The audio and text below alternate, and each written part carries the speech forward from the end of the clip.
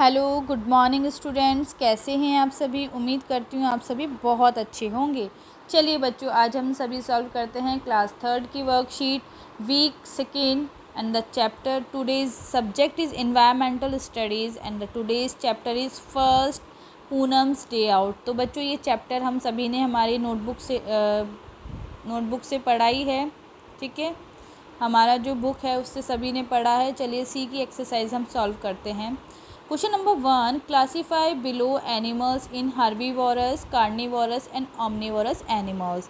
देखिए बच्चों, आप लोगों को सबसे पहले तो पता होना चाहिए कि herbivorous, carnivorous and omnivorous animal होते कौन से हैं। तो मैं आपको बता देती हूँ। हर्बीवोरस एनिमल्स वो होते हैं जो ओनली प्लांट्स खाते हैं, जो पेड़ पौधे खाते हैं। ठीक है, आया सभी को। कार्निवोरस जो कि मीट खाते हैं, ओनली मीट। एंड ओमनिवोरस जो कि प्लांट और मीट दोनों खाते हैं, उनको बोलते हैं हम ओमनिवोरस एनिमल। ओके स्टूडेंट, तो चलिए अब हम यहाँ बताएंगे लायन कौन सी कैटेगरी में आता है। लायन क्या खाता है? मीट खाता है, तो ये होगा हमारा कार्निवोरस एनिमल। ठीक है, इधर लिखेंगे हम, यहाँ लिखेंगे कार्निवोरस में लायन। ठीक है, नेक्स्ट इज डियर। डियर बच्चों क्या होती है हमारी? ये भी कार्निवोरस में आती है, ये भी मीट खाती है। ओके, डॉग हमारा होता है ओमनिवोरस। डॉग हमारा पेड़ पौधे भी खाता है, मीट भी खाता है। वुड पैकर क्या खाती है बच्चों? हमारी पेड़ पौधे। ठीक है, and would packer is omnivorous. Okay, crocodile is carnivorous. Goat is herbivorous. Parrot is herbivorous. Duck is herbivorous and eagle is carnivorous animal.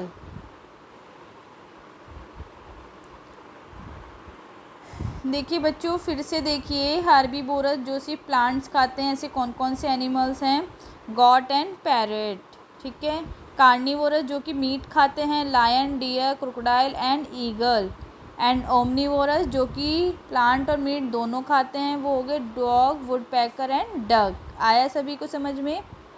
Next देखिए बच्चों, question number 2, give any 4 examples of wild domestic animal.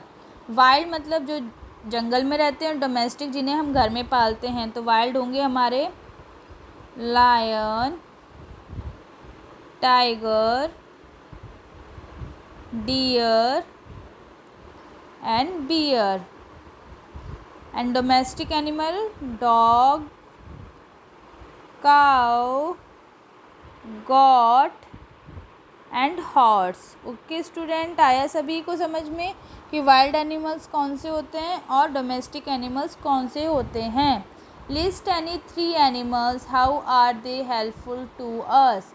बच्चों, हमें बताने हैं कि कौन कौन से एनिमल्स यानी 3 जो कि हमारे हेल्पफुल होते हैं। तो हम यहाँ पे लिखेंगे horse, donkey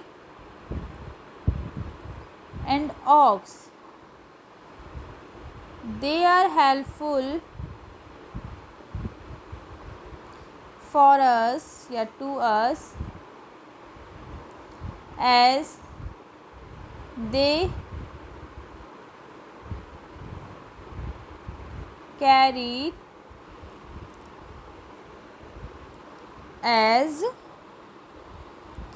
they are used for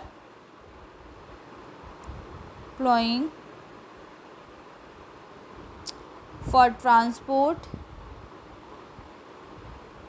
Okay,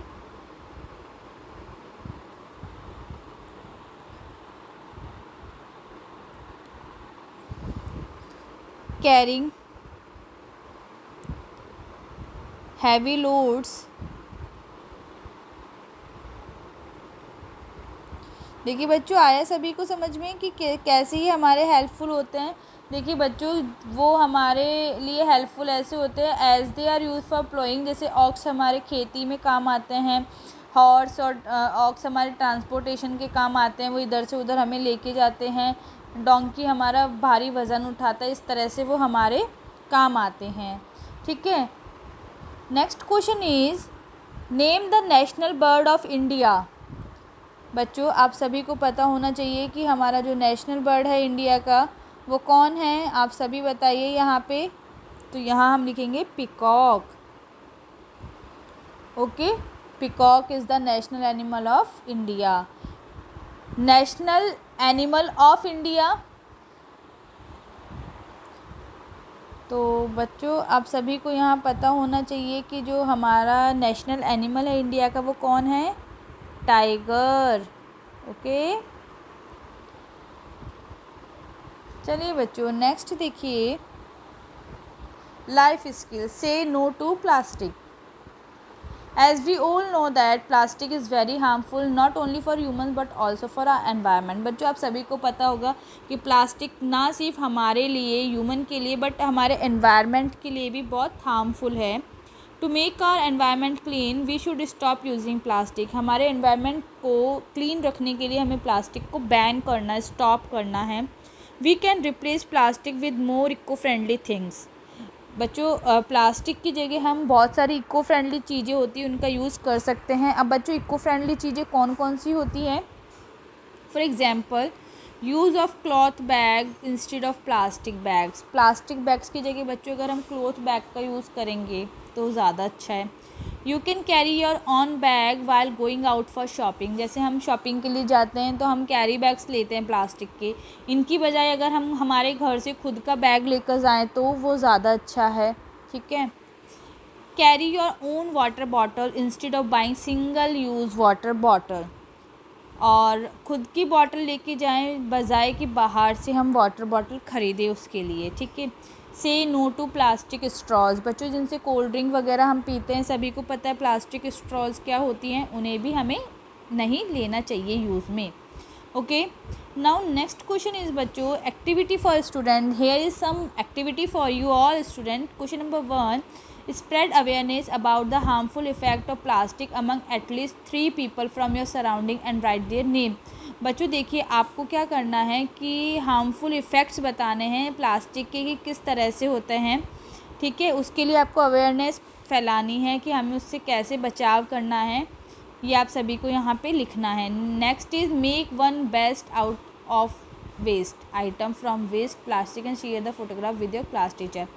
बच्चों, आपको क्या बनाना है, बेस्ट कुछ अच्छी चीज़ बनानी है किसी वेस्टेज से, फ्रॉम प्लास्टिक वेस्ट। ठीक है, और उसका फ़ोटोग्राफ आपको अपनी मैम से शेयर करना है। किसी भी प्लास्टिक वेस्ट से आपको कुछ अच्छी आइटम बनाना है।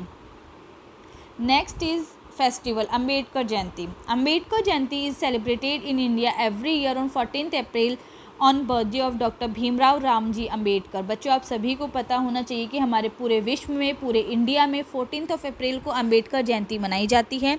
और ये क्यों मनाई जाती है? क्योंकि इस दिन डॉक्टर भीमराव रामजी अम्बेडकर जी का बर्थडे है, इसीलिए इनको अम्बेडकर जयंती को सेलिब्रेट किया जाता है। He is also known as the father of Indian constitution. और बच्चों, भीमराव अम्बेडकर जी जो हैं इन्हें father of Indian constitution, Bharat संविधान के पिता, फादर भी बोला जाता है।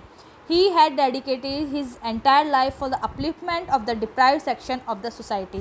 बच्चों, इन्होंने अपनी पूरी जो लाइफ है उसको पूरा, अपनी जो लाइफ है वो किसके लिए डेडिकेट करी?